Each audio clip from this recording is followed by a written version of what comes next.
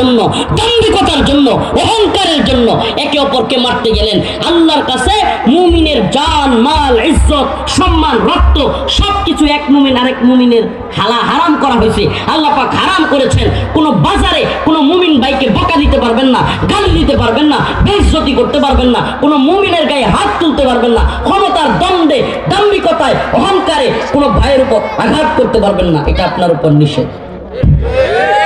আর যদি করেন এটার জবাব ওয়াইন তাইফাতানি মিনাল মুমিনিনা ক্তাতালু ফাসলিহু বাইনাহুমা, যদি মীমাংসা করে দেন তাইলে তো ভালো, আর যদি ঝামেলায় জড়ান, একে অপরকে কতল করেন, এটা যখন শুনি কষ্ট যে লাগে। গতকাল কেউশেরপুরে একজন মারা গেছে, এর আগে দুবরায় একজন মারা গেছে। প্লিজ, কেন্দুয়ার মানুষ কিন্তু নেত্রকোনা জেলার কেন্দুয়া থানারে বলা হয় ব্রাহ্মণবাড়িয়া, কিন্তু আমরা জানি এটা হলো আরেক ব্রাহ্মণবাড়িয়া। ঠিক আছে, বাংলাদেশের ব্রাহ্মণবাড়িয়া হইলো, বাংলাদেশের ঝামেলার জায়গা হলো ব্রাহ্মণবাড়িয়া, আর নেত্রকোনার ব্রাহ্মণবাড়িয়া হইলো কেন্দুয়া। আপনারাও যে টেডা বললাম বানাইতে পারবেন, এটা কিন্তু আমরা জানি। আল্লাহর হস্তে হাসতেছেন, এটি কোনো ভালো কোনো গুণ না রে ভাই। কারে মারবেন? আপনি যে টেডাটা বানাইলেন কারে মারবেন ভাই? আপনি যে দাওটা বানাইলেন, বললামটা বানাইলেন, কারে মারবেন রে ভাই? ও তো মুসলমান, আপনিও মুসলমান। আপনি যদি মুসলমানের গায়ে হাত তুলেন, আপনার জায়গা কইব, আপনার জায়গাটা কইব। কথা কই না কেন বেড়ায়? আপনি যে একটা মুমিন বাইরে মারলেন, ও মিয়া, যারা একটু দাম্ভিকতা অহংকার করে কাউরে গিয়া মারে, পরে খুঁজলে দেন যে অন্তরের অবস্থা কি তাহে, আড়ালে আড়ালে ঘুরে আর মনে মনে কয় কিল্লেগে মারলাম, অন্তরের জ্বালায় ছটফট করে। প্রথমে তো বেটাগিরি দেখায়, পরে যে অন্তরটা কি ছটফট করে। মামলার গানি টানো, মামলার গানি তো আছে, জেল তো আছে, সেইটা ছাড়া অন্তরেও শান্তি থাকে।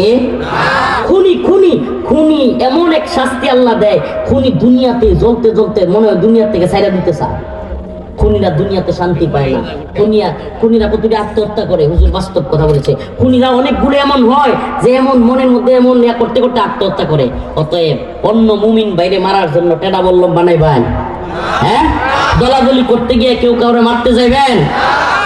আল্লাহ তাআলা যে আয়াত তিলাওয়াত করেছি, যে সূরা তিলাওয়াত করেছি, এই সূরার মধ্যে বলতেছেন ইযা যুলজিলাতিল আরদু জিলজালাহা ওয়া আখরাজাতিল আরদু আতকালাহা। ওই যে ঘটনা আব্দুল্লাহ ইবনে আমর রাদিয়াল্লাহু আনহু হাদিস, এটা শেষটা করে নেই।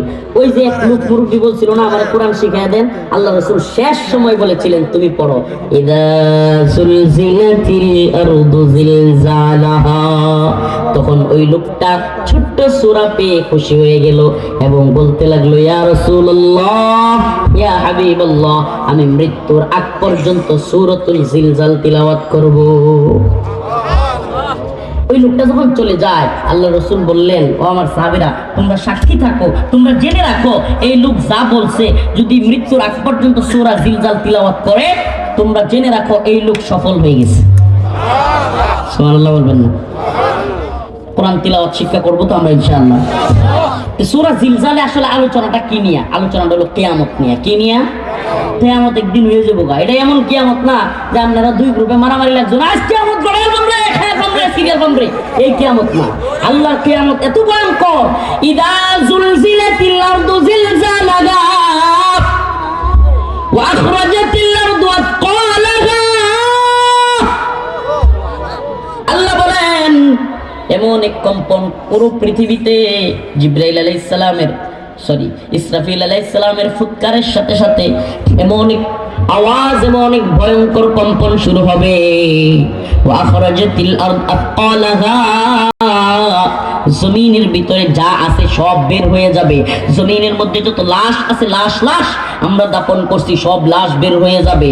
সুবহানাল্লাহ ওয়া বিহামদিহি। তাফসীরের কিতাবের মধ্যে আসছে লাশ বের হবে, শুধু তাই নয়, স্বর্ণ গহনা, টাকা পয়সা, রূপা, যত দামি দামি সম্পদ আছে সব কিছু তোলা আছে না, শিমুল গাছের তোলা, যেমন শিমুল গাছের কলাগুলো ফাইটা যেমন শীতের সিজনে, কিংবা ওই কলা যখন বড় হয় ফাইটা যেমন উঠতে থাকে, রোয়া তোলা যেমন উঠতে থাকে, ওইভাবে স্বর্ণ গহনাগুলো কিয়ামতের ভয়ঙ্কর কাঁপুনির কারণে, ভয়ঙ্কর এক ভূমিকম্পের কারণে, ভয়ঙ্কর এক জাকুনির কারণে ওই স্বর্ণগুলো, ওই গহনাগুলো, ওই টাকা পয়সা রূপা, যত দামি দামি সম্পদ আছে সব সবগুলো উঠতে থাকবে।